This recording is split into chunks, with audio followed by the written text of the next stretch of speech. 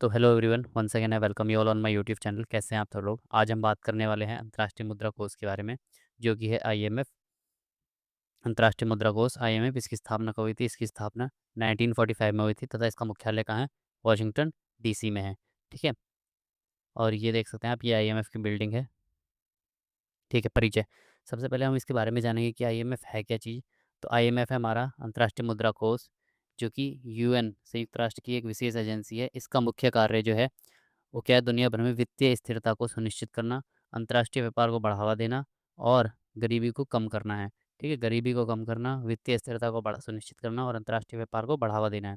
सरल शब्दों में अगर कहें तो जब किसी देश की अर्थव्यवस्था डूबने लगती है या उसके पास विदेशी मुद्रा समाप्त हो जाती है, खत्म हो जाती है, तब उस संकट से उभारने के लिए क्या आता है उसके पास? आईएमएफ जो आता है तब आता है। ठीक है। तब उसे वो लोन देता है, ऋण देता है, जिससे कि उसके पास संपत्ति आती है और वो अपना विकास फिर से कर लेता है। ठीक है।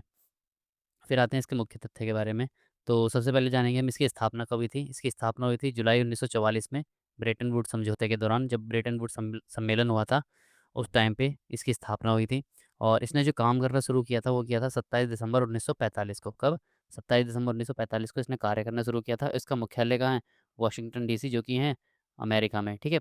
और इसमें सदस्य देश कितने हैं? तो इसमें सदस्य देश हैं 191, 191 देश है। और नवीनतम सदस्य जो बना है वो कौन बना है? लिंक्टनस्टीन बना है इसका। ठीक है।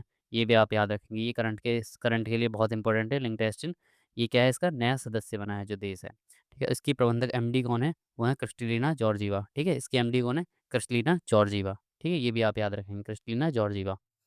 तो अब हम बात करेंगे कि आईएमएफ के उद्देश्य क्या हैं, कि क्यों आईएमएफ की ज़रूरत पड़ी हमें, क्यों आईएमएफ का गठन किया गया। ठीक है। तो आईएमएफ के गठन के पीछे निम्न उद्देश्य थे। इसमें पहला क्या है हमारा? वैश्विक मौद्रिक सहयोग। वैश्विक मौद्रिक सहयोग मतलब कि दुनिया भर के देशों के बीच में जो मुद्रा से जुड़ी हुई नीतियाँ थीं, उनके सहयोग को बढ़ावा देना। यानी जो देश थे उनके बीच में आपस में जो मुद्रा से जुड़ी नीतियाँ थी कि हाँ, तुम्हारा डॉलर है, हमारा रुपया है, हम व्यापार कैसे करेंगे, क्या करेंगे। तो इस चीज़ के बारे में, जो उनके बारे में जो नीतियाँ थी वो बनाने के लिए क्या बनाया गया? आईएमएफ का गठन किया गया। ठीक है। फिर दूसरा क्या था? वित्तीय स्थिरता। वित्तीय स्थिरता यानी फाइनेंशियल स्टेबिलिटी। इसका मतलब क्या था? कि जो यह निश्चित करना कि देशों की अर्थव्यवस्था स्थिर रहे और विनिमय दर में भारी उतार चढ़ाव ना हो। यानी अर्थव्यवस्था को स्थिर रखने के लिए कि कोई देश है, कोई देश ज़्यादा गरीब ना हो जाए, उसकी अर्थव्यवस्था स्थिर रहे और मतलब ज़्यादा ही इसमें उतार-चढ़ाव ना आए, इसलिए किसका गठन किया गया था? आईएमएफ का गठन किया गया था। ठीक है। तीसरी बात क्या है? अंतर्राष्ट्रीय व्यापार यानी इंटरनेशनल व्यापार के बारे में। ठीक है। ये क्या करता है? 2 देशों के बीच के व्यापार को आसान बनाता है और जिससे कि रोज़गार भी बढ़ता है और आर्थिक विकास भी बढ़ता है। ठीक है। 2 देशों के बीच व्यापार बढ़ेगा तो उससे रोज़गार भी बढ़ेगा, रोज़गार बढ़ेगा तो फिर आर्थिक विकास भी बढ़ेगा। ठीक है। चौथी चीज़ क्या करता है ये? भुगतान संतुलन। भुगतान संतुलन, ठीक है? अगर किसी देश के पास आयात उसके निर्यात से बहुत ज़्यादा हो जाए, यानी कोई देश है, वो महँगा चीज़ ज़्यादा रहा है, लेकिन खर्च जो है वो मतलब भेज जो रहा है वो कम कर रहा है, तो उसके पास क्या होगा? भुगतान करने के लिए पैसे ही नहीं बचेंगे। तब क्या करेगा? तो आईएमएफ क्या करता है? उसे अस्थायी ऋण दे देता है। अब हमें कोई चीज़ खरीदनी है, आयात कराना है, तो उसके लिए पैसे तो चाहिए होंगे। अगर हमारे पास पैसे नहीं होते हैं, तो हमें वो कौन देता है ऋण?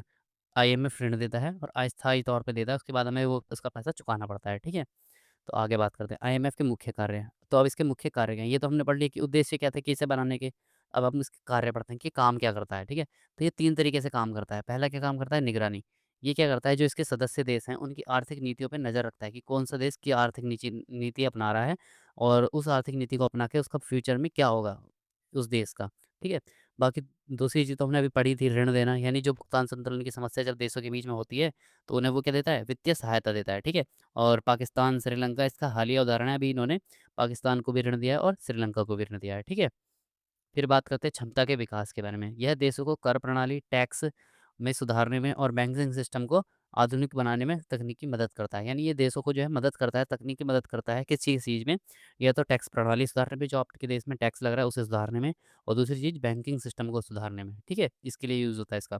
फिर एक इसकी एक बहुत ही मेन चीज़ आ जाती है, वो है एसडीआर, जो कि है विशेष आहरण अधिकार, स्पेशल ड्राइंग राइट्स। ठीक है। एसडीआर क्या होता है? एसडीआर को अक्सर हम आईएमएफ की मुद्रा कहा जाता है। मुद्रा मतलब कि आईएमएफ की करेंसी कहा जाता है, लेकिन तकनीकी रूप से ये करेंसी कोई करेंसी नहीं होती है। इसे पेपर गोल्ड भी कहा जाता है। ठीक है। इसे क्या कहा जाता है? Paper gold. यह क्या होती है? ये एक रिज़र्व संपत्ति होती है जिसका उपयोग सदस्य देश संकट के समय कर सकते हैं। और एसडीआर की वैल्यू जो है 5 प्रमुख मुद्राओं की टोकरी पर आधारित होती है। यानी अगर जैसे कोई देश है, उसे अगर संकट उत्पन्न हो जाता है उसके देश में, तो वो उस पैसे का यूज़ वो देश कर सकता है। ठीक है। तो ये क्या है? रिज़र्व संपत्ति होती है जो आईएमएफ अपने पास रखता है। ठीक है। फिर इसमें क्या होता है, इसमें किस-किस चीज़ में नापा जाता है ये एसडीआर जो किस-किस में आता है, तो सबसे ज़्यादा जो मुद्राएँ चलती हैं उन्हीं में होता है ये, ठीक है? तो सबसे पहले होता है ये अमेरिकी डॉलर में, डॉलर सबसे ज़्यादा चलता है, फिर यूरो में, यूरोपीय यूनियन की मुद्रा जो है, चीनी युआन युआन और जापानी येन और ब्रिटिश पाउंड, ठीक है? इन 5 चीज़ों में ये जो है इनकी टोकरी में ये आधारित होता है, ठीक है? ये भी आप याद रखेंगे। इसके बाद हम बात करेंगे कि 1991 में भारत और आईएमएफ की शर्तें। तो 1991 के बारे में हम बात करेंगे, सबसे पहले इसका बैकग्राउंड जान लेते हैं कि उस टाइम पे खाड़ी देशों के बीच युद्ध हो रहा था। खाड़ी देश कौन-कौन से? कुवैत वगैरह जो हो गए, ठीक है? तो यहाँ पे युद्ध चल रहा था। अब भारत को अब जब वहाँ युद्ध चल रहा था जैसे अभी ये ईरान के साथ चल रहा है हमारा युद्ध नहीं चल रहा मतलब अमेरिका वगैरह का ईरान के साथ युद्ध चल रहा था। तो यहाँ पे तेल की कीमत कितनी तेज़ी से बढ़ी थी। तो ऐसा ही सेम उस वक़्त हुआ था। तब क्या हुआ था, तब भी बहुत तेज़ी से कीमत बढ़ने लग गई थी इसकी तेल की। तो हमारे पास क्या था इतना पैसा नहीं था कि हम उस तेल को मँगा सकें, खरीद सकें क्योंकि उस वक़्त तक हमारा जो विदेशों से व्यापार था वो बिल्कुल ना के बराबर था, ठीक है?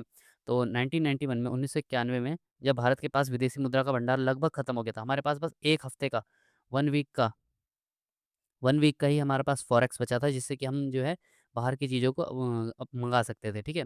तेल को आयात कर सकते थे, ठीक है? तब भारत ने एक्सटेंडेड फंड फैसिलिटी के तहत जो आईएमएफ से था वहाँ से 2.2 बिलियन डॉलर का कितने का 2.2 बिलियन डॉलर का जो है उसने ऋण माँगा था और इस ऋण के बाद में फिर आईएमएफ ने जो ऋण दिया था ये, तो आईएमएफ ने पैसा तो दे दिया था लेकिन भारत की अर्थव्यवस्था को सुधारने के लिए, बदलने के लिए कुछ कड़ी शर्तें भी रखी थी।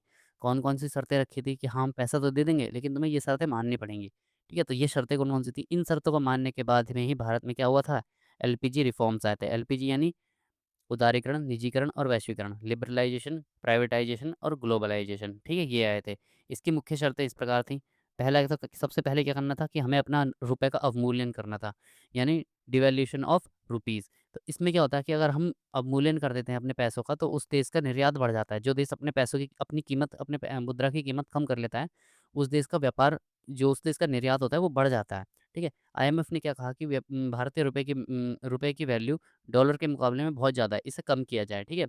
तो भारत ने रुपए की कीमत को लगभग 20% तक गिरा दिया था और ताकि निर्यात जो है सस्ता हो सके और उसके पास विदेशी मुद्रा आ सके, देश में आ सके भारत के पास, ठीक है? रुपए का अवमूल्यन किया था किस लिए? ताकि हमारा निर्यात बढ़ सके, ठीक है? ये हमेशा याद रखिएगा कि रुपए का मूल्यन किया जाता है, तो उसका रिज़ल्ट क्या निकलता है? तो उसका रिज़ल्ट ये निकलता है सबसे पहला कि उस देश का निर्यात बढ़ जाता है, ठीक है? फिर आयात शुल्क में कटौती, यानी अगर हम जो किसी दूसरे देश में सामान मँगा रहे थे, तो उसके सामान पे कम से कम टैक्स लगाएँ। देखिए, उस समय भारत जो है विदेशी सामानों पर 100% से लेके 300% तक का टैक्स लगाता था, जिससे कि जो है विदेशी के सामान जो है हमारे भारत में आ ही नहीं पाता होगा 300% का, यानी कोई चीज़ अगर ₹100 की है, वो डायरेक्ट ₹300 की हो गई, ठीक है? तो ये भी गलत चीज़ थी। लगभग ₹400 की हो गई वो, ठीक है? तो आईएमएफ ने शर्त रखी कि क्या नाम है, भारत जो है अपनी बाज़ार की दुनिया को जो बाज़ार को है दुनिया के लिए खोलेगा और आयात शुल्कों को कम करेगा, ठीक है? ये भी इम्पोर्टेंट लाइन है कि आयात शुल्क को कम करेगा ताकि जो है बाहर का सामान भी विदेशी वस्तु भी आ सके, विदेशी से व्यापार अच्छे से हो सके, ठीक है? फिर सरकारी खर्च में कटौती जैसे कि आईएमएफ ने भारत सरकार को अपना राजकोषीय घाटा हुआ था, फिजिकल डेफिसिट को कम करने के लिए कहा था, ठीक है?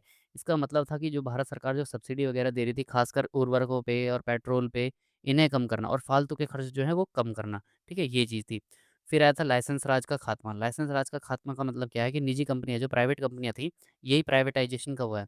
प्राइवेट कंपनियाँ जो थी वो व्यापार करने के लिए सख्त सरकारी लाइसेंस लेने पड़ते थे, तो तब कंपनियाँ क्या करती थी, लाइसेंस इतने सख्त होते थे कि वो लेने से पहले ही दूसरे देश में मूव कर जाती थी, तो भारत में कम से कम लोग व्यापार करते थे। तो इसलिए क्या किया, सरकारी लाइसेंस को कम करने की शर्त रखी, ठीक, खत्म करने की शर्त रखी। कुछ संवेदनशील सेक्टरों को छोड़कर जैसे कि रक्षा हो गया, परमाणु हो गया, इन छोड़कर बाकी सब के लिए रास्ते खोल दिए गए कि बाकी सब में तुम जो है कंपनियों को प्राइवेट कंपनियों को आने दो, ठीक है? ताकि जो है तुम्हारा जीडीपी ग्रोथ बढ़ सके, ठीक है? तो इसके बाद हम ये देखेंगे कि ये देखिए, ये है हमारी क्रिस्टीना जॉर्जिवा जो कि हैं एमडी और ये है हमारा इंटरनेशनल मॉनेटरी फंड आईएमएफ, ठीक है? और इसके बाद हम प्रैक्टिस क्वेश्चन करेंगे। तो सबसे पहले हम देखेंगे कि आईएमएफ का मुख्यालय कहाँ है? तो ये हमने पढ़ा था वॉशिंगटन डीसी, ठीक है? अमेरिका में। आईएमएफ की स्थापना कब हुई थी? तो 1944 में इसकी स्थापना हुई थी और काम करना कब इसने शुरू किया था? 1945 से, ठीक है? 45 से इसने काम करना शुरू किया था। आईएमएफ का फुल फॉर्म क्या है? तो आईएमएफ का पूरा नाम है इंटरनेशनल मॉनेटरी फंड, ठीक है? और आईएमएफ की स्थापना किस सम्मेलन के दौरान हुई थी? तो हमने अभी पढ़ा था ब्रेटन वुड्स समझौते के दौरान हुई थी, ठीक है? और आईएमएफ का सबसे बड़ा देश कौन-सा है? मैंने अभी बात करी थी आईएमएफ का सबसे बड़ा देश कौन-सा था? अमेरिका, ठीक है? कौन-सा? अमेरिका। और आईएमएफ में कुल सदस्यों के देशों की संख्या कितनी है?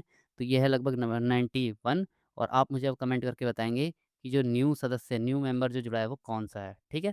तो तब तक के लिए बाय-बाय और चैनल को सब्सक्राइब करें और बेल आइकन दबाना ना भूलें और जितना हो सके लाइक करें और वीडियो को शेयर करें।